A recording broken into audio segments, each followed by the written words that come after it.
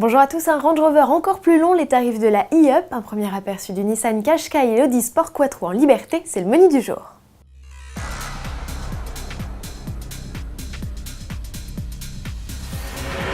Faites place, voici le Range Rover à empattement long, une carrosserie de retour dans la gamme Land Rover après quelques 20 ans d'absence.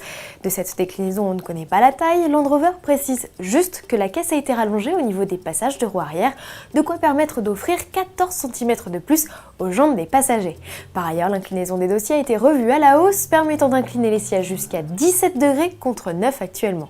Le Range Rover Long Wheelbase sera proposé avec 4 niveaux de finition, dont une très exclusive baptisée Autobiographie Black, comprenant notamment cuir à profusion. Parmi les motorisations au catalogue, Land Rover proposera entre autres son bloc hybride.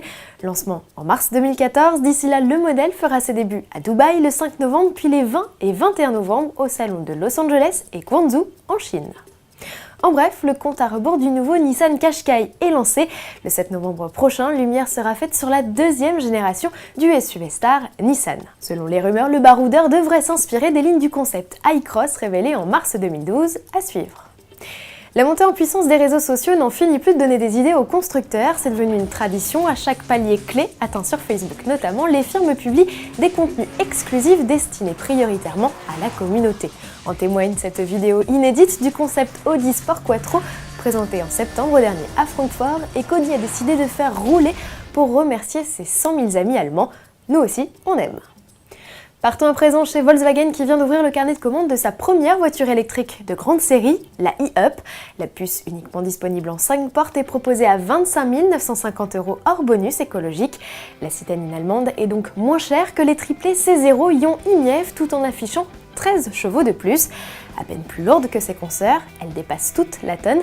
La e-Up, forte de 82 chevaux, est plus véloce sur l'exercice du 0 à 100.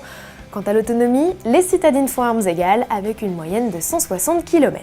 Côté équipement, la e-Up fait le plein, elle offre éclairage à LED, pare-brise chauffant ou encore un système de navigation ordinateur de bord portatif. Ce dernier affichera d'ailleurs les stations de recharge les plus proches. Enfin, notons que pendant un an, le propriétaire profite du système CarNet qui permet via son smartphone d'obtenir des données à distance type consommation ou d'activer certains équipements de confort du véhicule comme la climatisation ici de série. J-1 avant Halloween, si les costumes de sorcières et fantômes sont prêts, quid de la citrouille, l'emblème traditionnel de cette fête anglo-saxonne. Vous avez envie de créer une courge au dessin original ? Volkswagen vous propose le défi de la citrouille combi. Pas facile à moins que vous ne préfériez vous lancer dans la réalisation d'une Nissan GT-R, d'une Dodge Challenger ou d'une Porsche 911 grâce au pochoir à télécharger en ligne. À vos cuillères et couteaux, on attend les photos de vos créations sur le blog des reporters Autoplus. À demain.